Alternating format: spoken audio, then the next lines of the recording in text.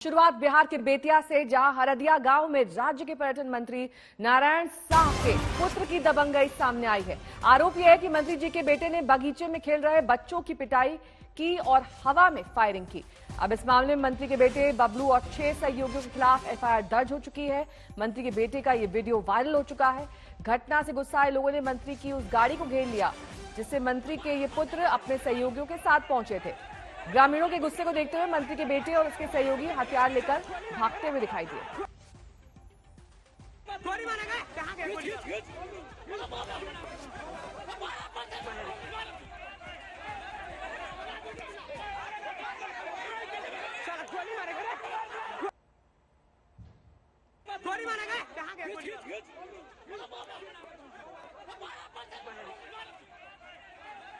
बैठे थे 3-4 बंदे, तो सब किसी को आते आते उठा कर डंडे से सब बच्चे को मारने लगे। बकड़ ले जा रहा था लोग, बच्चे लोग सब बच्चे लोग बकरी खेत खेत के मारा लोग।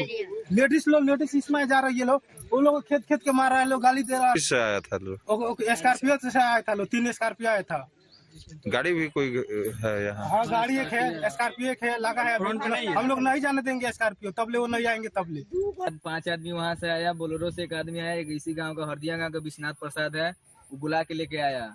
बच्चा सबको लगा सब मारने, और एक लड़का का जो पकड़ा था उसका भाई है, उसका मार कर माथा फाड़ दिया लो बंदूक से, बंदूक के खूंटी से 4-5 राउंड फायरिंग किया है सब। उसके बाद भागने लगा है। आपको बगीचा में जो अब फुलवारी जो है मेरा, वहाँ झगड़ा हो गया। हमने पूछा कि झगड़ा कैसे हुआ है, तो लोग कह रहे थे कि अतिक्रमण करने की कोशिश किया जा रहा था। वहाँ खर कोतवार, आज भी आप जाइएगा वीडियोग्राफी करिएगा तो आपको वहाँ मिलेगा कि खर वगैरह रखकर, पहले पुआल भी रखा गया था।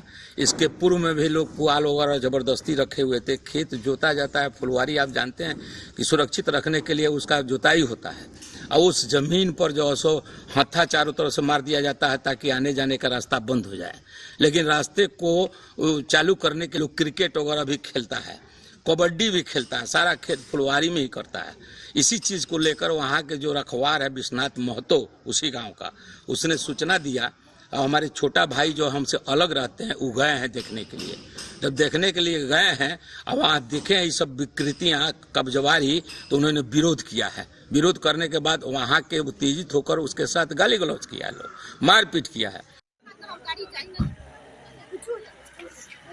रोहित, ये दबंगई का पूरा मामला है या फिर जिस तरीके से दूसरा पक्ष कह रहा है वहां पर अतिक्रमण किया जा रहा था, क्या समझ में आ रहा है?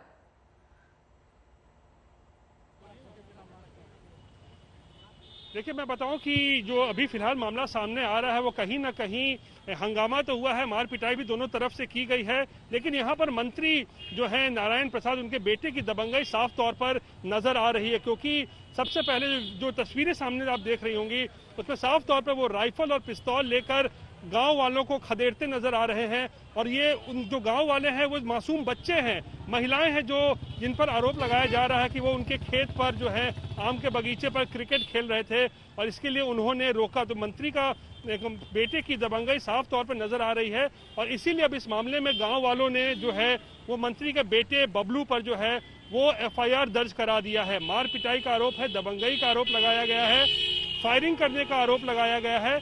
तो इस मामले में मंत्री के बेटे और उनके 6 सहयोगियों के खिलाफ एफआईआर दर्ज करा ली गई है। लेकिन जो घटना की तस्वीरें सामने आई थी वो बेहद हैरान और परेशान करने वाली है। और मंत्री साहब अपने बेटे के बचाव करते हुए अपने तरीके से दलील दे रहे हैं, गांव वालों पर ही आरोप लगा रहे हैं कि उन्होंने उनकी जमीन को कब्जा करने की कोशिश की है। लेकिन तस्वीरें जो हैं वो साफ तौर पे मंत्री के बेटे की दबंगई जो है वो साफ तौर पे देखने को मिल रही है। ठीक है रोहित, मामले में अब एफआईआर भी दर्ज हो चुकी है और उम्मीद की जाएगी कि कार्रवाई भी की जाएगी। बात अब पंजाब चुनाव की करेंगे। इससे पहले आम आदमी पार्टी और कांग्रेस के बीच सियासी घमासान तेज होता जा रहा है। हाल ही में रेत माफिया के खिलाफ हुई ईडी की छापेमारी को आम आदमी पार्टी बड़ा मुद्दा बना रही है। आम आदमी पार्टी का आरोप है कि रेत माफिया में मुख्यमंत्री चरणजीत सिंह चन्नी के रिश्तेदार शामिल हैं और उन्हीं की शय पर पंजाब में रेत का अवैध कारोबार चल रहा है। पंजाब में आम आदमी पार्टी के सह प्रभारी राघव चड्ढा ने राज्यपाल से मुलाकात की और ईडी की छापेमारी का मुद्दा उठाया। पंजाब में ईडी ने सीएम चन्नी के भतीजे भूपिंदर उर्फ हनी के ठिकानों पर हाल ही में 2 दिन तक छापेमारी की थी। की माइनिंग, सैंड की चोरी, सैंड माइनिंग के जो गंभीर आरोप लगे हैं उस पे चन्नी साहब पर एफआईआर दर्ज हो और एक निष्पक्ष, independent, free and fair investigation Channi साहब और उनके रिश्तेदारों की इलीगल सैंड माइनिंग माफिया से क्या उनके रिश्ते हैं, कैसे वो इलीगल सैंड माइनिंग पूरे पंजाब में कर रहे हैं, इसकी जांच हो। साथ ही साथ हमने गवर्नर साहब को यह भी बताया कि आज से करीब 1.5 महीना पहले आम आदमी पार्टी ने श्री चमकौर साहब हलके में, चन्नी साहब के अपने हलके में जिंदापुर पिंड में नजायज रेते की चोरी चन्नी साहब आप करवा रहे थे, उसका पर्दाफाश आम आदमी पार्टी ने किया था। उसके बाद पंजाब के साबका मुख्यमंत्री कैप्टन अमरिंदर साहब ने भी इस बात को कबूला कि चन्नी साहब रेते की चोरी करते हैं, सैंड माइनिंग का माफिया चलाते हैं। और इस पूरे मामले पर तमाम जानकारी के साथ मेरे सहयोगी मंजीत सहगल इस वक्त जुड़ गए हैं। मंजीत, देखिए, ये पूरा मामला दरअसल तब सुर्खियों में आया था जब चन्नी के रिश्तेदारों पर ईडी की छापेमारी 2 दिन तक चली थी। ये पूरा मामला कहां तक पहुंचा है जो अब आपको इसे बार बार कुरेदने की जरूरत पड़ रही है? क्या ठीक तरीके से कार्रवाई नहीं हो रही है?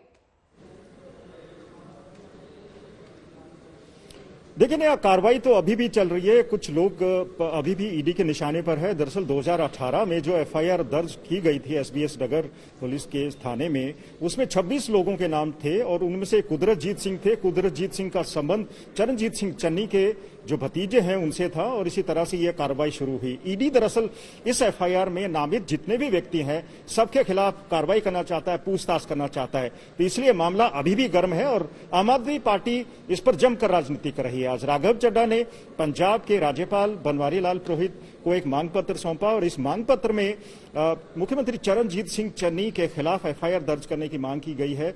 और आम आदमी पार्टी ने पूर्व मुख्यमंत्री कैप्टन अमरिंदर सिंह के हालिया बयानों को आधार बनाते हुए कहा है कि कांग्रेस के 42 जो नेता हैं वो गैर कानूनी सैंड माइनिंग में संलिप्त हैं, जिसकी जानकारी कांग्रेस हाईकमान को भी थी। उन्होंने कांग्रेस हाईकमान और कांग्रेस प्रमुख सोनिया गांधी से भी सवाल किए हैं कि अगर अवैध माइनिंग से पैसा इकट्ठा किया जा रहा है तो क्या पार्टी हाईकमान के पास भी ये पैसा जा रहा है, और अगर पार्टी हाईकमान के पास ये जानकारी थी कि कांग्रेस के कई नेता इसमें शामिल हैं तो उनके खिलाफ कार्रवाई क्यों नहीं की गई।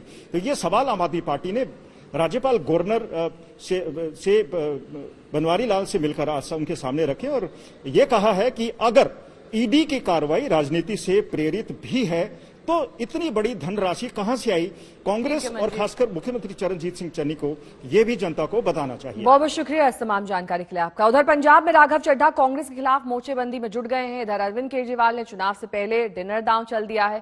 केजरीवाल ने लोगों से अपील की कि वो दिल्ली के काम का प्रचार करें और जिन 50 लोगों का वीडियो सबसे ज्यादा वायरल होगा उनके साथ केजरीवाल चुनाव के साथ डिनर भी करेंगे। आज से हम एक कैंपेन शुरू कर रहे हैं। कैंपेन का नाम है एक मौका केजरीवाल को। इस कैंपेन में दिल्ली के लोग यानी कि आप अपना एक वीडियो बना के दूसरे राज्य के लोगों को बताएंगे कि दिल्ली में क्या क्या अच्छे काम हुए। आप अपनी एक वीडियो बनाएं और बताएं कि आपको हमारे कौन से काम पसंद आए, आम आदमी पार्टी की सरकार के कौन से काम पसंद आए, आपको किस काम से क्या फायदा हुआ। और वीडियो के अंत में आप अपील करें कि यदि दूसरे लोग भी अपने राज्य में ऐसे अच्छे काम चाहते हैं तो वे भी केजरीवाल को एक मौका जरूर दें। आम आदमी पार्टी चुनाव लड़ रही है पंजाब, उत्तराखंड, गोवा और उत्तर प्रदेश। इनमें जिन जिन राज्यों में आपकी जान पहचान है वहां आप अपना वीडियो बना के अपनी जान पहचान के लोगों को व्हाट्सएप करें और उन्हें अपील करें कि वो लोग भी अपने अपने राज्य में आम आदमी पार्टी को वोट दें। वहां के लोगों को बताएं कि अगर वो भी आपकी तरह केजरीवाल को एक मौका देते हैं तो उनकी जिंदगी भी बदल सकती है। जिनकी वीडियो सबसे ज्यादा वायरल होगी ऐसे 50 दिल्ली वासियों को मैं चुनाव के बाद बुलाऊंगा, उनसे मिलूंगा, उनके साथ डिनर करूंगा। तो वीडियो का ये दांव अरविंद केजरीवाल ने चला तो उधर यूपी में चुनाव को लेकर एक सियासी दांव और सियासी सरगर्मी देखने को मिली। आज दिल्ली में यूपी के आखिरी 3 फेज के उम्मीदवारों के नाम पर बीजेपी का मंथन चल रहा है। बीजेपी कोर कमेटी की बैठक में योगी आदित्यनाथ और अमित शाह शामिल हैं। बैठक में संगठन महासचिव सुनील बंसल, यूपी प्रदेश अध्यक्ष स्वतंत्र देव सिंह और डिप्टी सीएम दिनेश शर्मा मौजूद हैं। उधर चुनावी माहौल में एक बार फिर जिन्ना, पाकिस्तान और अब्बाजान के मुद्दे पर सियासी जंग तेज हो गई है। इस बीच एसपी ने अमित शाह के कैराना जनसंपर्क अभियान को लेकर चुनाव आयोग से लिखित शिकायत कर दी है। मैं तो इतना कहना चाहूंगा और बिल्कुल स्पष्ट कहूंगा, चाहे अखिलेश जी बुरा माने, जिन्ना से जो करे प्यार वो पाकिस्तान से कैसे करे इनकार। जिन्ना से जो करे प्यार वो पाकिस्तान से कैसे करे इनकार। आपने देखा है जिन्ना जिन्ना जिन्ना जिन्ना का रट लगाते हुए इस चुनाव में अखिलेश यादव उतरे थे और आज जिन्ना से एक पायदान ऊपर पाकिस्तान तक वो पहुंच गए। मैं आज अखिलेश जी से लखनऊ में बैठकर चंद सवाल पूछना चाहता हूं। अखिलेश जी, क्या कश्मीर के बंधु हमारे भाई नहीं? जिन कश्मीर के बंधुओं के ऊपर रोज पाकिस्तान की गोली चलती है, गोलाबारी होती है और निहत्थे लोग, निर्दोष लोग पाकिस्तान द्वारा भेजे गए आतंकवादियों द्वारा मारे जाते हैं, क्या उनका जीवन जीवन नहीं? हर समय जिस प्रकार पाकिस्तान भारत के ऊपर षड्यंत्र के अंतर्गत आतंकवादी हमले करता है, क्या भारत का दुश्मन पाकिस्तान नहीं? आपका यह कहना कि भारत का असली दुश्मन पाकिस्तान नहीं है, ये तो भारतीय जनता पार्टी पाकिस्तान को दुश्मन बना रही है। आप कहते हैं कि जब चुनाव होता है तो भारतीय जनता पार्टी पाकिस्तान को खींचकर लाती है। हम नहीं लाते, हम नहीं लाते हैं। आज सुबह का आप देख लीजिए संदेश, योगी आदित्यनाथ जी का क्या संदेश है। स्थापना दिवस के अवसर पर योगी आदित्यनाथ जी का एक ही संदेश है और वो संदेश विकास का। किस प्रकार अर्थनीति आगे बढ़ी है उसका है। और आज स्थापना दिवस के अवसर पर एक ही संदेश अखिलेश यादव जी का है, जो अखबार की सुर्खियां बन के छपी है कि पाकिस्तान भारत का दुश्मन नहीं है। पाकिस्तान को लेकर कौन आया? पाकिस्तान को लेकर अखिलेश आया। जिन्ना को लेकर कौन आया? जिन्ना को लेकर अखिलेश आया।